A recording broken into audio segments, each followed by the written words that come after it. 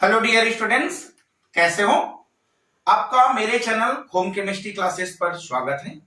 आज बात करने वाले हैं डीकार्बोक्सिलेशन, जिसे विकार्बोक्सीकरण भी कहा जाता है। तो चलिए बात करें आखिर डीकार्बोक्सिलेशन रिएक्शन क्या होता है। अगर इस डीकार्बोक्सिलेशन का मतलब जान ले तो इस तरह से है कि सबसे पहले अगर कोई भी कार्बोक्सिलिक एसिड हो, क्या बोले हम लोग, अगर कोई कार्बोक्सिलेशन हो या कोई कार्बोक्सिलिक एसिड हो और अगर इस कार्बोक्सिलिक एसिड को हिट कर दे, यहां से हिट कर दे, और कार्बोक्सिलिक एसिड को जब हिट करेंगे तब वहां से इस तरह से कार्बन डाइऑक्साइड जो गैस है वह बाहर निकल जाएगा और इससे जो कंपाउंड बनेगा इस तरह से हाइड्रोकार्बन का फॉर्मेशन करेगा।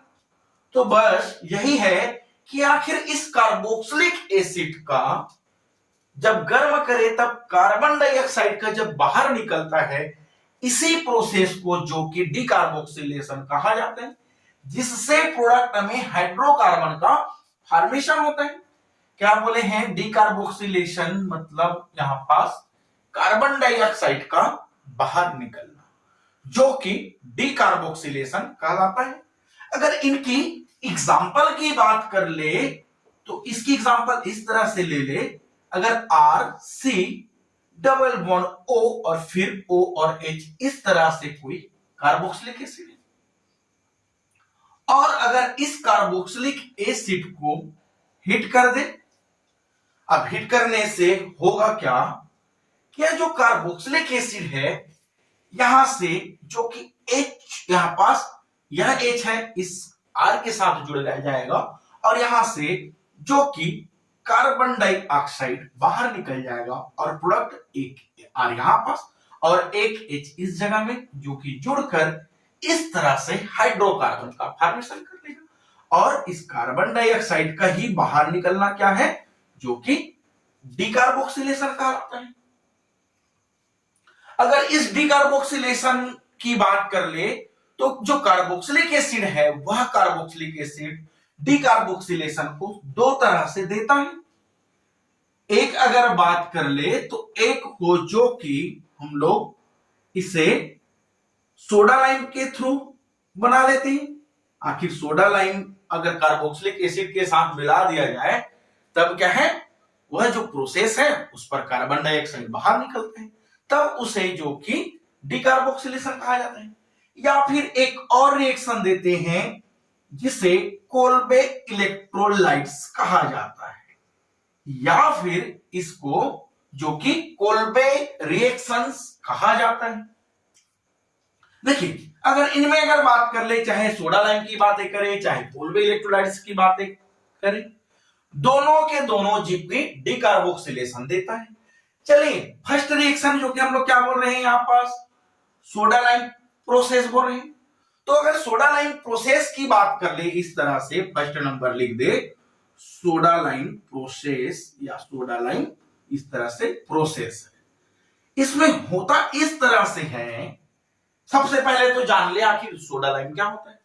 तो सोडा लाइम इस तरह से है कि सोडियम हाइड्रोक्साइड और कैल्शियम ऑक्साइड ये दोनों के मिश्रण है और इन दोनों के मिश्रण में जो सोडियम हाइड्रोक्साइड है वह 3 हो और जो कैल्शियम ऑक्साइड है वह 1 हो।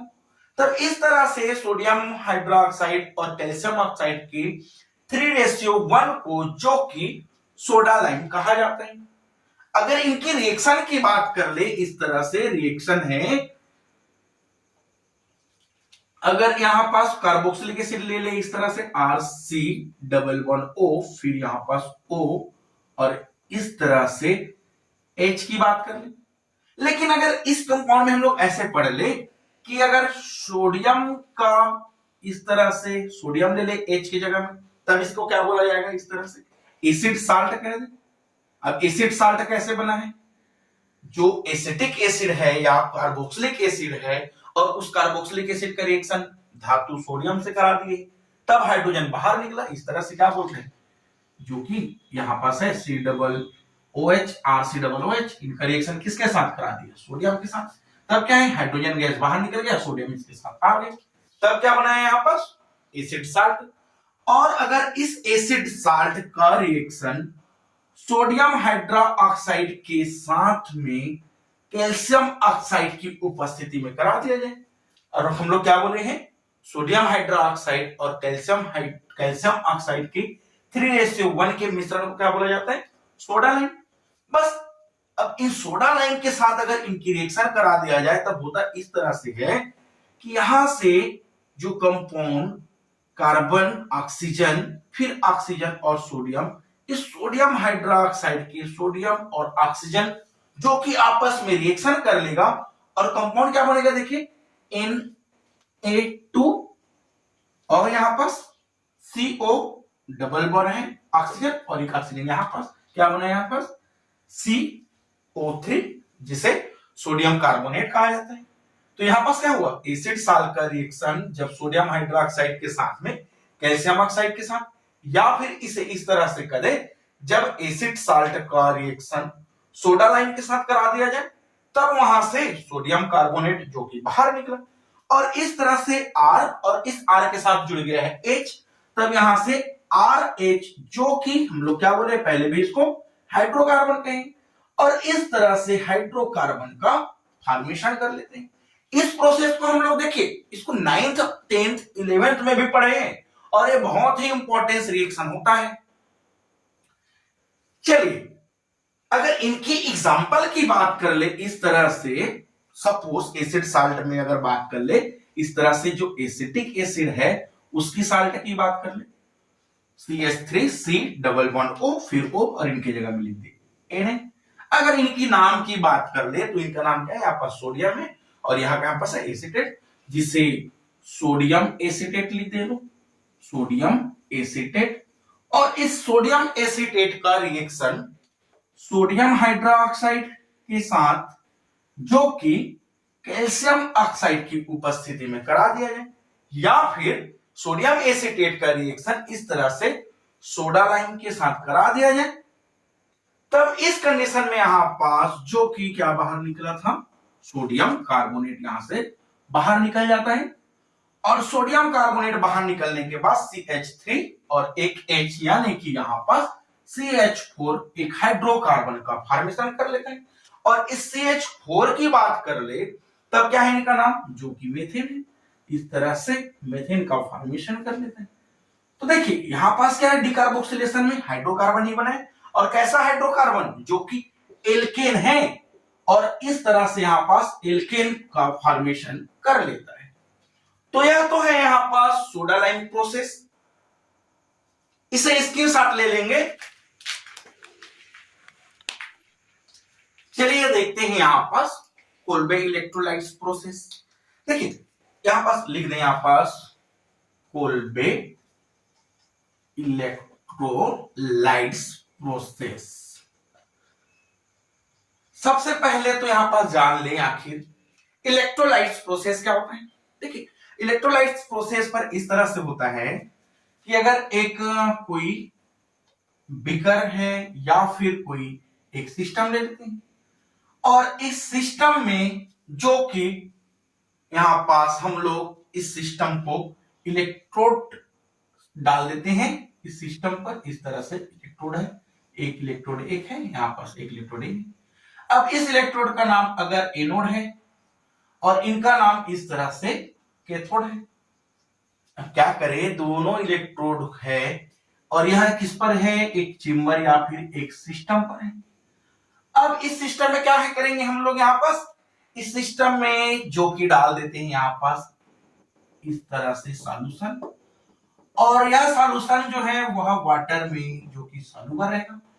एक कंपाउंड डाले हुए हैं इस तरह से, इस पर जो कि सोडियम एसिटेट, इस तरह से CH3COO ऑक्सीजन और सोडियम, और इस सोडियम एसिटेट को जो कि इस तरह से H2O है उसके साथ में मिक्स कर दिए, और इसमें जो इलेक्ट्रोड डाले हुए हैं इस तरह से एनोड और कैथोड, इस एनोड और कैथोड को यहां से कोई एक बैटरी से जो कि जोड़ दिया गया है, एनोड को प्लस चार्ज के साथ और कैथोड को इस तरह से माइनस चार्ज के साथ जोड़ दिए गए। अब क्या होगा, हमें पता है यहां पास जब एनोड की बात कर ले तो एनोड का मतलब क्या होता है, जिस पर ऑक्सीडेशन होता हो उसे क्या कहते हैं, एनोड कहते हैं, और जिस पर रिडक्शन हो उसे कैथोड कहते हैं। और अगर यहां पास फिर से अगर बात कर ले हम लोग तो पता चल गया आखिर एनोड का मतलब होता है जिस पर ऑक्सीडेशन हो, एनोड है। कैथोड की बात कर ले तो जिस पर रिडक्शन होता है वह कैथोड है। बात करें आखिर ऑक्सीडेशन क्या है, तो ऑक्सीडेशन का मतलब इस तरह से है, अगर कोई कंपाउंड लॉस ऑफ इलेक्ट्रॉन करे, लॉस ऑफ इलेक्ट्रॉन, इलेक्ट्रॉन का त्याग करे, तब उसे क्या कहा जाएगा, ऑक्सीडेशन प्रोसेस कहा जाएगा, जो कि एनोड पर हो। कैथोड पर जो कि रिडक्शन होता है, और रिडक्शन का मतलब होता है यहां पास गेन ऑफ इलेक्ट्रॉन, यानी कि इलेक्ट्रॉन का वह जो कि ग्रहण करता हो उसे रिडक्शन कहा जाता है। अब हम लोग किसकी बात कर रहे हैं, कोल्बे प्रोसेस या कोल्बे कैटालिस्ट, कोल्बे प्रोसेस या फिर कोल्बे इलेक्ट्रोलाइट्स प्रोसेस की बातें कर रहे हैं। अब होगा इस तरह से है कि अगर यहां पास बात कर ले, यहां पास एग्जांपल लिए उसी को ले लेते हैं, अगर इस तरह से CH3 C double bond O फिर O और यहां पास सोडियम ले लेते हैं और इसके डबल मॉलिक्यूल्स की बातें करते हैं। क्या बोले यहां पास सोडियम एसीटेट की डबल मॉलिक्यूल्स को इस तरह से जो कि हम लोग हिट कर रहे हैं और उसके साथ ही साथ उस पर हम लोग क्या डाले हैं, H2O पानी के सॉल्यूशन डालेंगे। जब इस तरह से पानी डाल दे रहेंगे उस कंडीशन में होता इस तरह से है कि यहां से जो CH3 है वह CH3 अपने ही CH3 के साथ जुड़ जाता है और कंपाउंड इस तरह से C2H6 बना लेता है, जो कि एक तरह से क्या है, हाइड्रोकार्बन ही है। उसके साथ ही साथ यहां से कार्बन डाइऑक्साइड जो है जो कि बाहर निकलता है, लेकिन कितने मॉलिक्यूल्स कार्बन डाइऑक्साइड बाहर निकलेंगे, यहां पर 2 मॉलिक्यूल्स कार्बन डाइऑक्साइड बाहर निकले। अब क्या करेगा, यहां पास जो H2 है क्या है, डबल मॉलिक्यूल्स है। H2O की बात कर ले तो H2O क्या होता है, यहां पास अगर H2O की बात करें तो हाइड्रोजन प्लस आयन और OH माइनस आयन। अब ये OH माइनस आयन इस सोडियम के साथ रिएक्शन करके यह compound double molecule sodium hydroxide देते हैं और इस H2O में जो कि यहां पास hydrogen double hydrogen plus ion बच गए, वही हाइड्रोजन प्लस आयन जो कि हाइड्रोजन गैस के रूप में यहां से बाहर निकल जाता है। क्या बोले, देखिए इसको एक बार और कोल्बे इलेक्ट्रोलाइट्स प्रोसेस पर कि यहां पास कार्बोक्सिलिक एसिड है जो कि एसिड साल्ट है, इनका नाम है जो कि सोडियम एसीटेट। इसको जब पानी के साथ गर्म कर रहे हैं इलेक्ट्रोलाइज प्रोसेस पर, तब यहां से जो कि एल्केन का फॉर्मेशन करता है और कार्बन डाइऑक्साइड और हाइड्रोजन गैस बाहर निकलता है और जो कंपाउंड बच जाता है वह क्या है, यहां पर सोडियम हाइड्रोक्साइड। क्या किए यहां पास, अगर ये आपस में रिएक्शन कर लेगा इस तरह से अगर बात कर रहे हैं हम लोग, ठीक है, ये तो रहे इनकी रिएक्शन भाई। अगर इनकी मैकेनिज्म की बातें कर ले यहां पास, तब इनकी मैकेनिज्म समझना बड़ा ही और ही आसान हो जाता है। देखिए मैकेनिज्म को एक बार समझने की कोशिश करें। ये क्या था यहां पर, सोडियम एसीटेट। अब इस सोडियम एसीटेट को पानी में के साथ मिक्स कर दिए। देखिए सोडियम एसीटेट को जब इस तरह से पानी के साथ मिक्स कर दे, पहले तो CH3 COO Na पानी के साथ मिक्स कर दिया जाए। अब पानी के साथ मिक्स करेंगे तो क्या है, यहां से सोडियम और यहां से हाइड्रोक्साइड जो कि बाहर निकल जाता है, इस तरह से सोडियम हाइड्रोक्साइड, इस पर सॉल्यूशन बच जाता है सोडियम हाइड्रोक्साइड का, और कंपाउंड क्या बना लेता है यहां पास CH3 COOH, इस तरह से एसिटिक एसिड का फॉर्मेशन कर लिया। बस अब जो एसिटिक एसिड बचा हुआ है यहां पास, क्या बच गए हैं, इस तरह से जब आपस में रिएक्शन करा तब कंपाउंड बनाया आपस CH3 COOH। अगर इस एसिटिक एसिड की बात कर ले तो एसीटेट माइनस आयन और हाइड्रोजन जो कि प्लस आयन रहता है। बस यही एसीटेट माइनस आयन इस एनोड की ओर जाएगा और हाइड्रोजन प्लस आयन इस कैथोड की ओर चला जाएगा। क्या बोले यहां पास, एसीटेट माइनस आयन जो कि एनोड की ओर जाएगा, क्योंकि एनोड पर क्या होना है यहां पास, इसको ऑक्सीडेशन होना है, और हाइड्रोजन प्लस आयन जो कि कैथोड पर चले जाएगा, क्योंकि इनका भी क्या करना है, हमको रिडक्शन करना है। तो यहां पास होगा इस तरह से कि सबसे पहले इनकी काम को एनोड पर समझे। एनोड का मतलब क्या बोले हैं, जिस पर ऑक्सीडेशन हो, और ऑक्सीडेशन क्या है, जो इलेक्ट्रॉन का त्याग करे। कैथोड पर रिडक्शन होता है, और रिडक्शन का मतलब होता है यहाँ पास जो इलेक्ट्रॉन को ग्रहण करे। अब इसमें क्या बोले हैं, एनोड में कौन सा गया है, एसीटेट आयन। एनोड की बात कर रहे थे हम लोग, इस तरह से CH3 C++O और यहां पास एक और इलेक्ट्रॉन ऑक्सीजन जोड़कर माइनस आयन लिखते, इस तरह से माइनस आयन है ये लोग। अब माइनस आयन है और किस पे गए हैं, एनोड पर। अब एनोड का काम क्या है, यहां से इलेक्ट्रॉन का क्या करेगा, त्याग करेगा।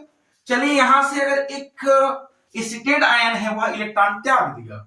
अब इलेक्ट्रॉन त्यागेगा, यहां पास इस ऑक्सीजन पर इलेक्ट्रॉन ज्यादा है, बस यहीं से इलेक्ट्रॉन त्यागेगा।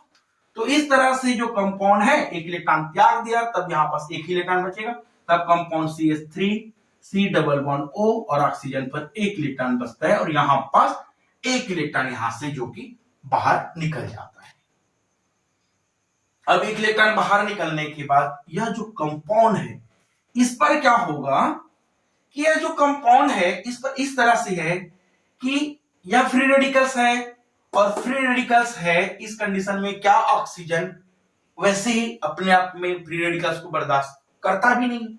क्या करेगा, यहां से जो बॉन्ड है वह अपना एक इलेक्ट्रॉन कार्बन को दे दिया, और कार्बन में जो इलेक्ट्रॉन आ जाएगा वह इस ऑक्सीजन के इलेक्ट्रॉन के साथ रिएक्शन कर यहां पास एक बॉन्ड का फॉर्मेशन कर लेगा, और इस पर जो बॉन्ड है वह एक इलेक्ट्रॉन अपने में ले लेगा। उस कंडीशन में यहां पास CH3 फ्री रेडिकल्स बन जाता है, और यहां पास कार्बन डाइऑक्साइड जो कि बाहर निकल जाता है।